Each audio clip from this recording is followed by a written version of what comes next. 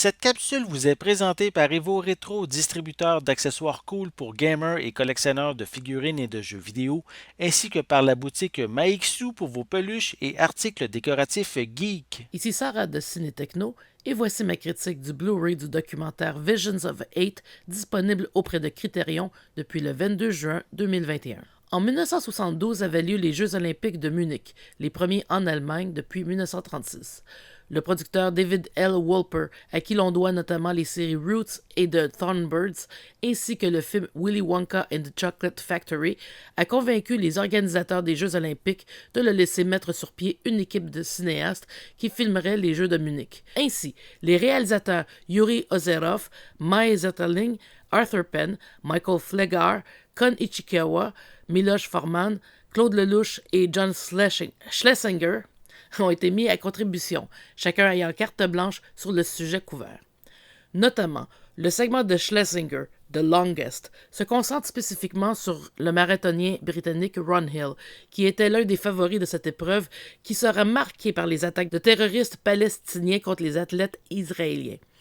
On retrouve aussi des segments sur les athlètes féminins, sur les haltérophiles, les sprinteurs, le décathlon, le saut à la perche et les perdants. De manière générale, la caméra capte l'action, mais aussi les petits détails comme les expressions des athlètes s'apprêtant à effectuer leur épreuve ou même la déception chez les perdants qui ne monteront pas sur le podium.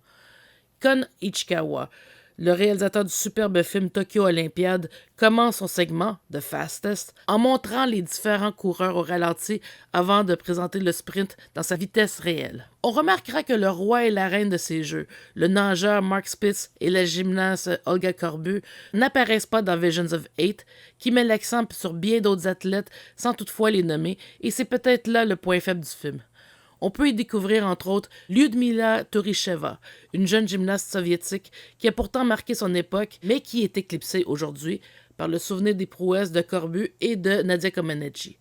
Cependant, Touricheva n'est jamais nommée dans le film et il faut donc faire ses propres recherches pour connaître son nom et en savoir plus sur sa carrière de gymnaste. Il en va de même pour tous les autres athlètes apparaissant à l'écran, à l'exception de Ron Hill, peut-être parce qu'il est précisément le sujet du segment de Schlesinger.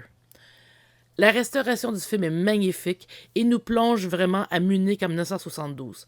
Sur le plan sonore, c'est plus oubliable, mais compte tenu du sujet, ce n'est pas étonnant.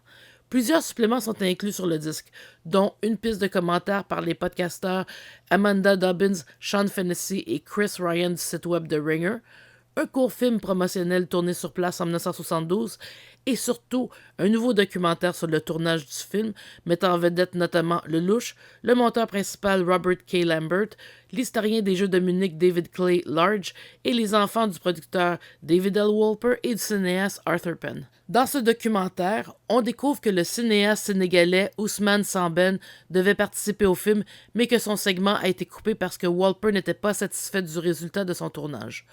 On retrouve également un livret comprenant un essai par l'auteur George Plimpton datant de 1973, des extraits des mémoires de Wolper de 2003 et un nouveau texte sur le film par le romancier Sam Lipsyte. Les amateurs de l'histoire des Jeux olympiques apprécieront Visions of Eight et le regard qu'il jette sur les athlètes et l'ambiance qui régnait à Munich avant et après les attaques.